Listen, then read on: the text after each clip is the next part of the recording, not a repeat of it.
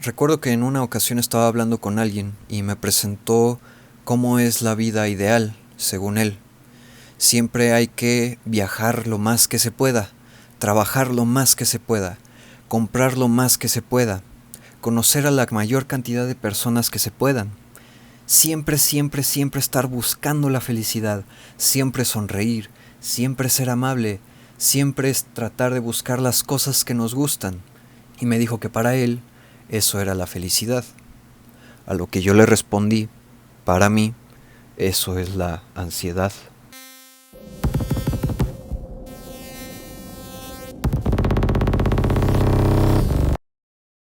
La humanidad avanzó a un punto en el que existen naves espaciales, viajes interestelares, envíos por todo el espacio exterior, cápsulas de criogenización, generadores de comida.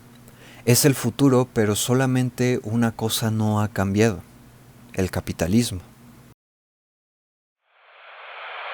A business operating at a steady profit can give its workers security and employee benefits.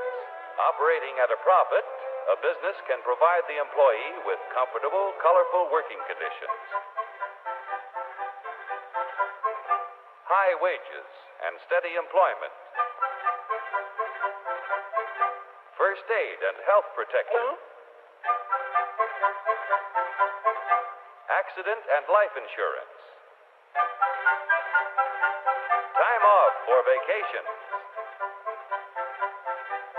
The employee working for a profitable business can maintain a savings account, own his own home, and have plenty of leisure to enjoy the peace and quiet of family life. Los protagonistas de esta historia trabajan para la compañía Pony Express.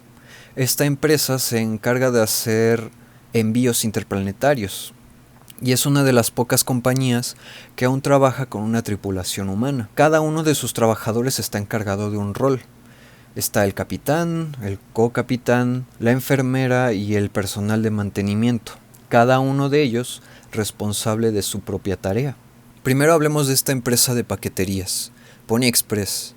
Pony Express parece ser como esta compañía amigable, jovial, cercana a la gente. Incluso su logotipo es el de una mascota, un dibujo animado que parece ser un caballo de caricaturas.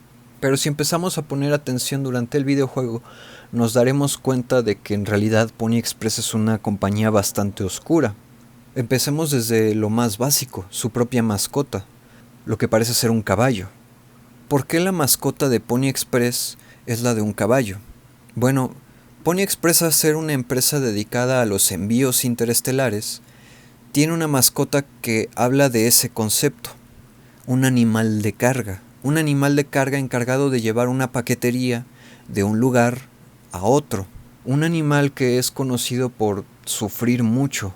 Este animal carga con todas estas cosas para que el humano no tenga que hacerlo. Sufre por su dueño. Desde ahí se empieza a asomar un poco de la verdadera naturaleza que Pony Express tiene para con sus trabajadores. Y no solo eso, podemos empezar a notar más cosas raras por la forma en la que trata a sus trabajadores. Empezamos desde el accidente. Cuando Jimmy ocasiona el accidente en esta historia, Pony Express penaliza a su tripulación, como diciendo: ustedes tienen la culpa de esto. Y de la misma manera hay carteles que lo resaltan: no deben de descansar mucho, incluso no deben de enfermarse. También solo pueden tener un cumpleaños por viaje. Y tras el accidente, pues no son buscados ni rescatados por Pony Express. Tampoco esta empresa busca contratar personal realmente competente. Por ejemplo, está Anya, que no acabó la carrera de medicina. También está Jimmy, que no parece estar capacitado psicológicamente para este tipo de trabajos.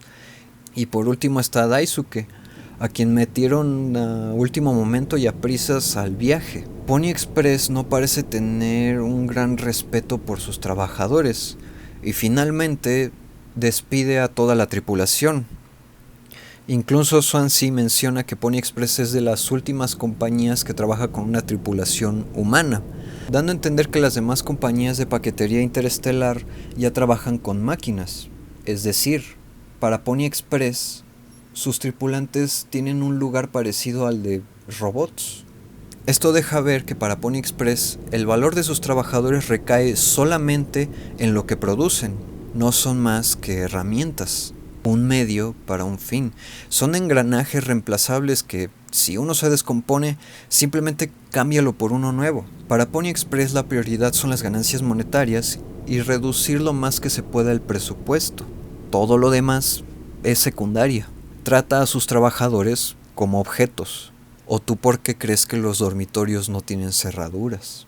Cuando nos damos cuenta de esto, nos encontramos con un dilema ético que en la superficie nos parece bastante obvio. Tratar a las personas como objetos está mal. Creo que este dilema de tratar a las personas como objetos tiene consecuencias que van más allá de lo que podemos llegar a comprender. Entonces, analicemos cuál es el problema de esto. Primero, hablemos de lo que es obvio.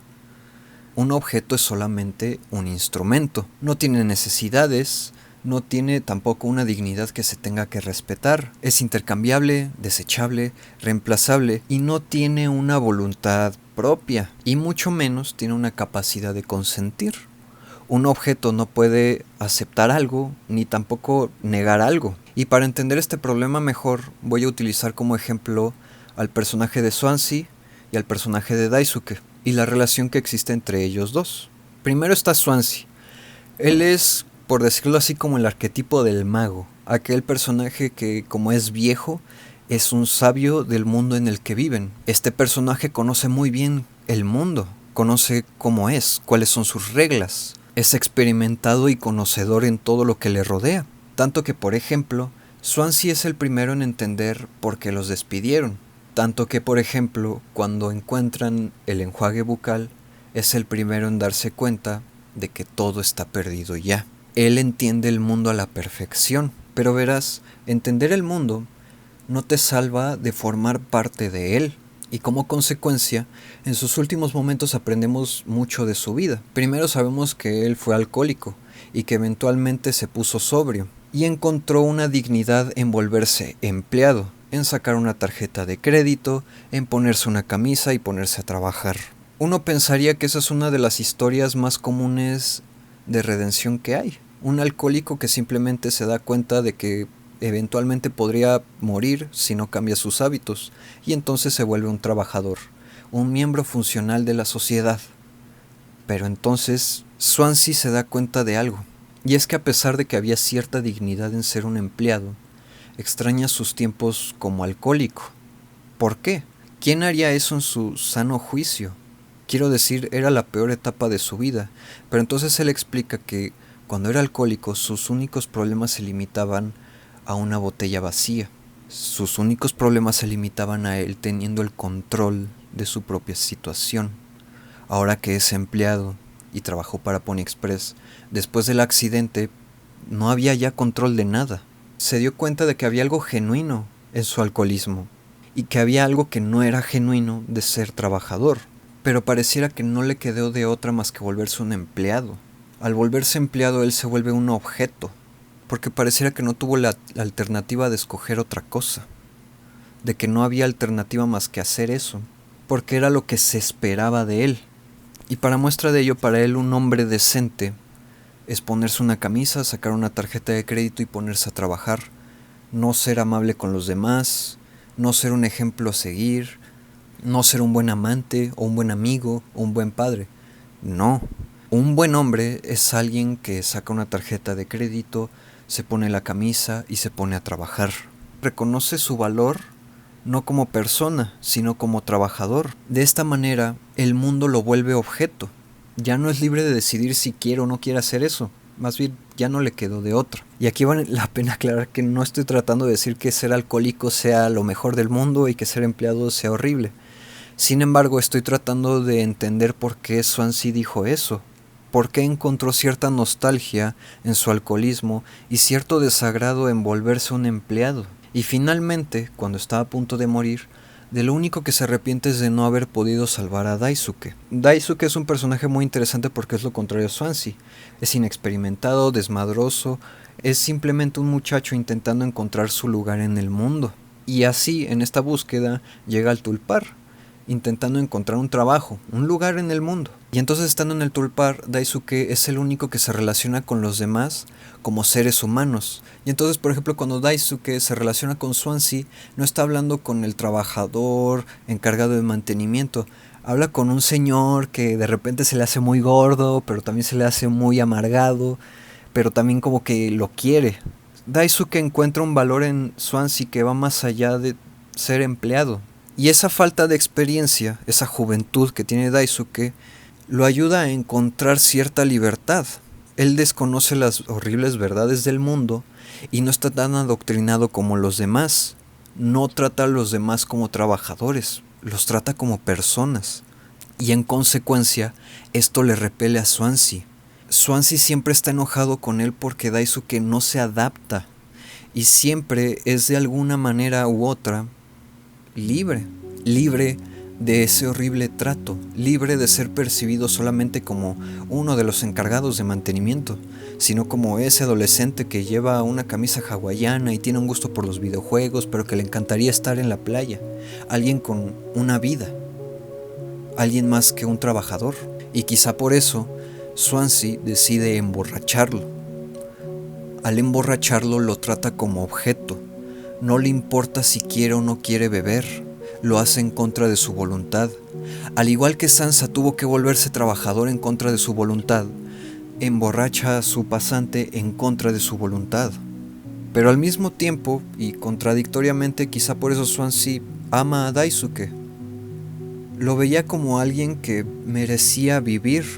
Incluso yo tengo la hipótesis, y estoy seguro que más de uno en la comunidad también la tiene. Yo creo que Swansea estaba guardando la cápsula de criogenización para Daisuke, no para él mismo, porque al salvarlo a él, a Daisuke, estaba salvando una esperanza de que quizá el mundo no se encontraba tan destruido como él creía. Encontraba en Daisuke a alguien que, con todo en contra, vivía de una forma muy diferente a la de los demás, probándole a Swansea que había una alternativa a tanta amargura. Quizá iba a salvarlo, o quizá no lo sé, pero al mismo tiempo, porque lo quiere tanto, esperaba poder adaptarlo a la crueldad del mundo, y quizá por eso lo emborracha. Así como Pony Express hizo con sus trabajadores, Swansea hace de Daisuke una herramienta de sus propios deseos y esperanzas. Swansea repite lo que hicieron con él. Y estas situaciones empieza a darnos ya una perspectiva más real de cuál es la diferencia entre ser persona y ser un objeto. Parece ser que la cuestión es la siguiente. Una persona, un ser humano, un sujeto, como tú le quieras decir, es libre, mientras que un objeto no. Pero libre ¿para qué? Libre para decidir. La libertad conlleva responsabilidad. Es algo que solemos escuchar mucho, porque pues con nuestra libertad podemos hacer cosas que quizás estarían mal. Pero yo quiero darle un giro a esta situación, y yo no siento que la libertad conlleve responsabilidad, porque si no va a haber alguien que nos castigue. Yo quiero creer que la libertad conlleva responsabilidad, porque la libertad no es hacer lo que querramos.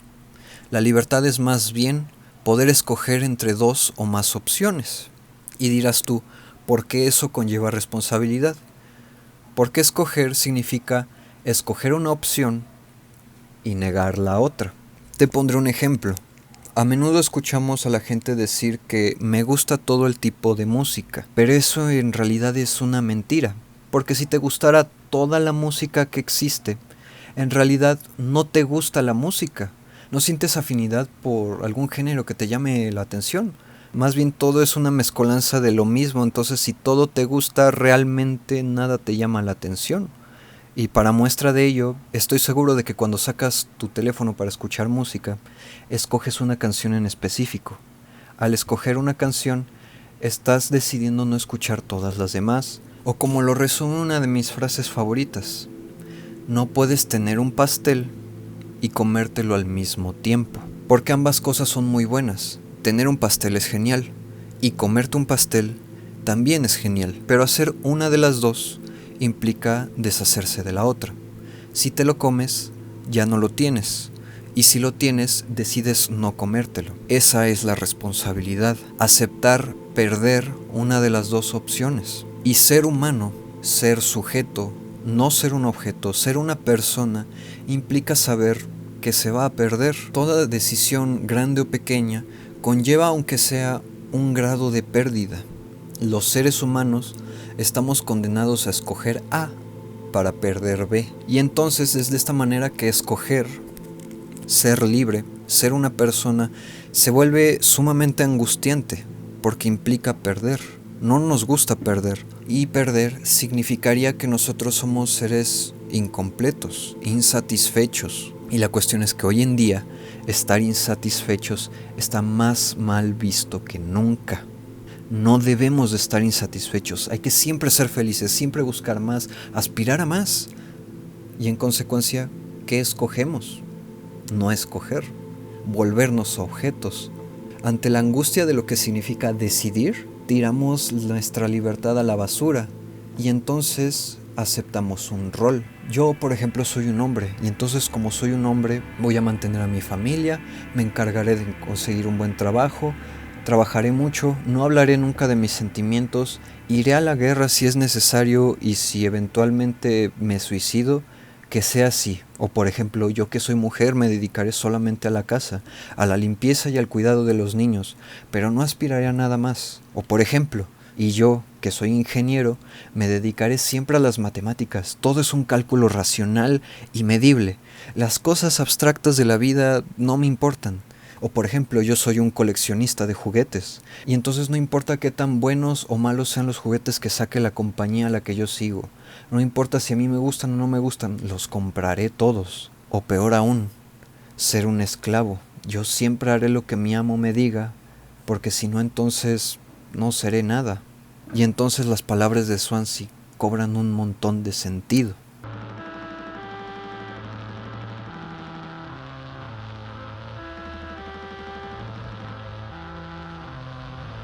Volverse objeto es la única alternativa que hay ante el angustiante sentimiento que es el de decidir, el de aceptarse como seres insatisfechos. Aceptar como las cosas deben de ser. Pero es que hay algo más. No tolerar la insatisfacción, no tolerar que en la vida a veces se pierde, no solamente hace individuos sumamente deprimidos y ansiosos. No, también los hace altamente productivos, porque tendrás individuos que siempre estarán preocupados por hacer más, por lograr más, por trabajar más.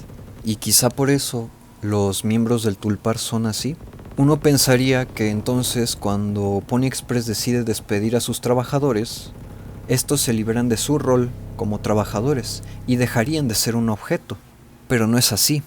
Porque cuando Pony Express despide a sus trabajadores, más bien lo que hace es confirmar que ellos son herramientas, que son desechables, reemplazables, que son objetos. Y no solo eso, en este punto de la trama, cuando Pony Express despide a sus trabajadores, en realidad hace del problema algo mucho peor, porque al menos antes había una garantía de que a cambio del trabajo, sus trabajadores generarían dinero. Trabajas, te pagan, le rezas a Dios, te garantizas un lugar en el paraíso. No matas ni robas, entonces serás un miembro de la sociedad y tus derechos humanos serán respetados. Había límites que eran respetados, pero cuando eso se cae, cuando esa garantía se incumple, entonces todos los límites se desdibujan. Y entonces todo está permitido, todo. ¿O tú por qué crees que los dormitorios no tienen cerraduras? Pues porque un objeto no necesita de ese tipo de cosas. Entonces, como dijimos antes, algunas personas prefieren volverse objetos porque es muy complicado aceptar la insatisfacción de decidir, porque ser objeto se siente más seguro. Tener que decidir y responsabilizarse por una pérdida puede ser muy angustiante. Y no solo eso, acuérdate que no se vale estar insatisfechos. Entonces, en lo que respecta a la insatisfacción, yo pienso que en esta vida existen dos tragedias. La primera es no obtener lo que deseamos y la segunda, obtenerlo. Primero tenemos a Jimmy como un ejemplo de no obtener lo que deseamos. Jimmy siempre fue amigo de Curly, incluso parece ser que desde antes de trabajar para Pony Express. Pero al mismo tiempo, a pesar de que era su amigo, siempre le tuvo mucha envidia, porque todo el mundo amaba a Curly, lo veían como un modelo a seguir, un gran capitán, un gran líder. Todos lo amaban y lo respetaban. Jimmy no tenía eso, pero él de verdad lo quería. Pero entonces, acompañada de esta envidia, hay una profunda insatisfacción que le acompaña. Recuerda que no se puede estar insatisfechos. Entonces Jimmy hace todo lo que está en su poder por estar satisfecho, aun si eso significa estrellar la nave para poder conseguir el rol que él quiere, el de capitán. Porque aquí en el Tulpar no hay límites, ¿recuerdas? Y esta carencia de límites se ve muy reflejada en Curly, quien siempre solapó a Jimmy. Jimmy se me figura como este hermano del cumpleañero. Estoy seguro de que allá afuera han visto muchos videos de un niño que cumple años y están cantándole las mañanitas. Y a su lado está su hermano, quien no puede tolerar la idea de que no es él quien tiene el pastel. Jimmy es ese niño que le tiene envidia al cumpleañero, a Curly. Curly es el ejemplo de la tragedia de obtener lo que deseamos. Él es el capitán ejemplar, el responsable de todo lo que sucede en el Tulpar. Él escaló la pirámide corporativa y siempre fue por más y por más y por más hasta que consiguió el lugar en el que está. Uno pensaría que, de acuerdo con el discurso popular, él sería feliz, estaría satisfecho, pero se dio cuenta de algo. No importa lo que hagamos, siempre vamos a tener un pequeño nivel de insatisfacción. No existe algo que nos haga sentir totalmente completos. Por ello, a pesar de haberlo conseguido, todo vive insatisfecho. Tanto es así que sueña con escaleras que sí se pueden escalar, pero que no llevan a ningún lugar, porque él siente que nunca fue dueño de su destino, que nunca tuvo esa libertad de escoger. Curly es el personaje que se da cuenta de que hay una mentira en lo que percibimos sobre el empleo, y es que no hay una garantía de nada. Nunca hubo algo que pudiéramos hacer para blindarnos ante la muy humana sensación de estar insatisfechos, y como reflejo de ello, pues finalmente es despedido. Incluso el que luchó por hacerse de un lugar en el mundo corporativo, pues lo pierde todo. Cuando esa garantía se incumple, entonces todos los límites se desdibujan, y entonces todo está permitido. Todo. Y quizá por eso el abuso.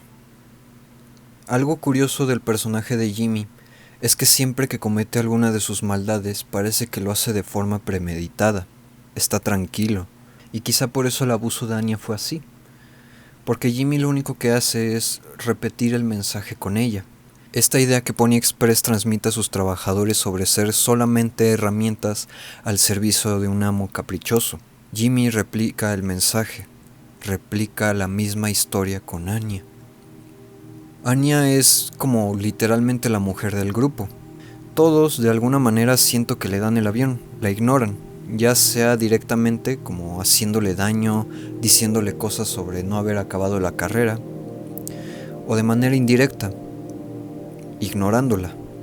A mí me da la sensación de que Anya no es tímida, más bien es callada porque en cada ocasión que intentó hablar, nadie la escuchó, y quizá es de esta manera en la que sucede un abuso. Y creo que uno de los momentos más importantes de Anya es justo antes de que se va a quitar la vida. Al igual que Swansea, extrañamente, reconoce estar en su mejor momento cuando está al límite. Igual que Swansea hablando de su alcoholismo, como si esa fuese la mejor etapa de su vida. ¿Por qué? Bueno, analicemos esa situación.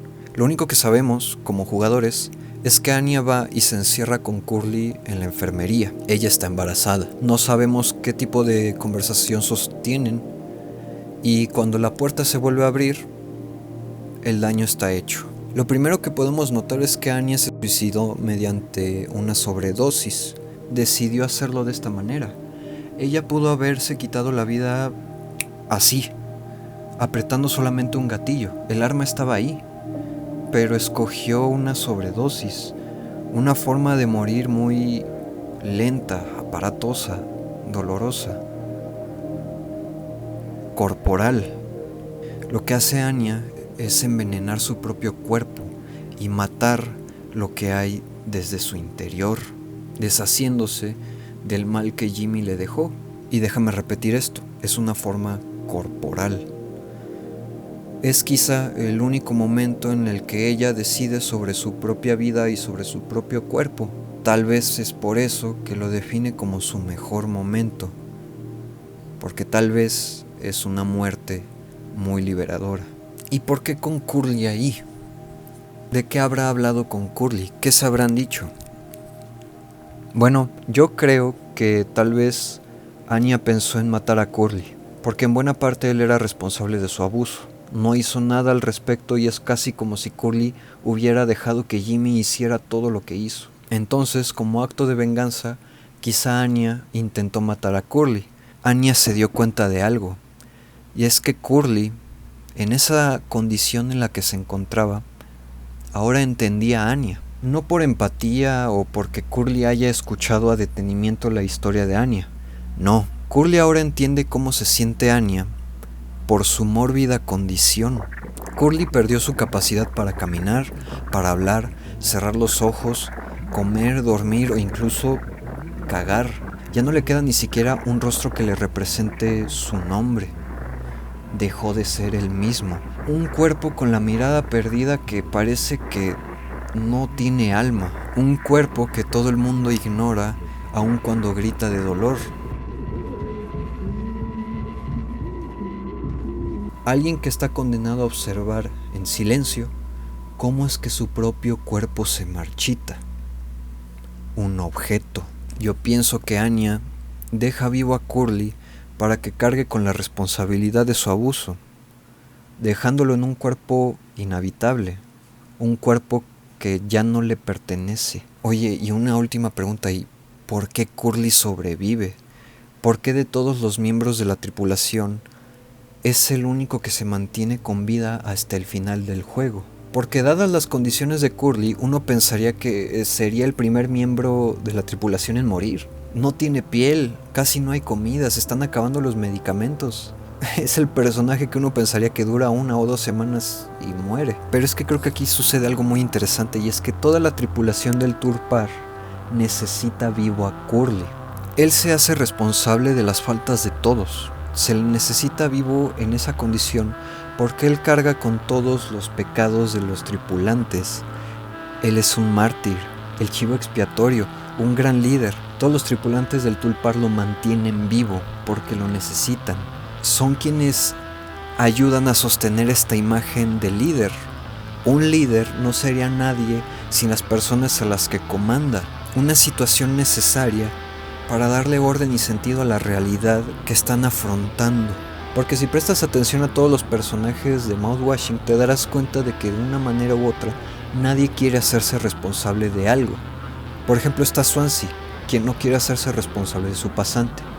Está Anya, quien no quiere hacerse responsable de su paciente Curly porque dice que le da asco.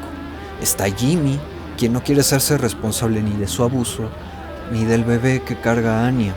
Incluso el propio Jimmy se hace sus propias pajas mentales imaginándose que el bebé no es suyo, que el bebé es de Pony Express. Pony Express fue quien abusó de Anya. Y también está Daisuke, quien no quiso hacerse responsable de su propio destino y en consecuencia dejó que sus propios padres lo metieran a trabajar. Pero como hacerse responsable es muy angustiante, implica perder, necesitan de alguien que esté por encima de ellos. Una suerte de Dios a quien se le pueda atribuir una explicación de todo lo sucedido, alguien a quien echarle la culpa. Por eso Curly vive atrapado en ese cuerpo. Él carga con las consecuencias de toda la tripulación, de todos los pequeños accidentes que dejó pasar. Él cargará con toda la responsabilidad para que nadie más tenga que hacerlo. Él es un héroe, un gran líder, un gran amigo que guarda secretos y un excelente jefe que busca la productividad como fin último, aun si eso implica ir más allá de los límites. Por decirlo de alguna manera, él mismo se enmarcó en lo que él siempre ambicionó ser. Pensar que él está en contra de su voluntad ahí, en ese cuerpo, sería tenerle mucha piedad. puesto que esto es lo que él siempre deseó, ser el capitán perfecto, y como todo buen amo necesita de un fiel esclavo. Para eso está Jimmy. Para Jimmy tanto es así que Curly es necesario que literalmente se lo comen. Según Jimmy, todos los tripulantes del Tulpar sobreviven gracias a Curly. Se lo comen, les da algo de comer. Se sacrifica para que su tripulación pueda seguir viviendo y que tengan algo de comer. Y tanto es así que Jimmy lo congela. Al congelarlo, Jimmy se asegura de que Curly viva para siempre, de que esa imagen, ese magnífico ser que se responsabiliza por nosotros, se mantenga para la eternidad. Un cómplice que me ayuda a no sentirme insatisfecho para siempre. Y eso es curioso porque la eternidad es el símbolo perfecto para la satisfacción máxima. Estar siempre satisfecho. No se puede morir, no puede envejecer, no puede tomar ni malas ni buenas decisiones. Su propia existencia no se va a detener jamás. Curly está satisfecho. Cumplió su mayor sueño, el de ser un objeto. Y es que no hay que olvidar una cosa, un pequeñísimo detalle. Mouthwashing está catalogado como un videojuego de terror. Entonces, ¿quién es realmente el monstruo en esta historia? ¿Curly? ¿Jimmy? ¿Pony Express? ¿O algo más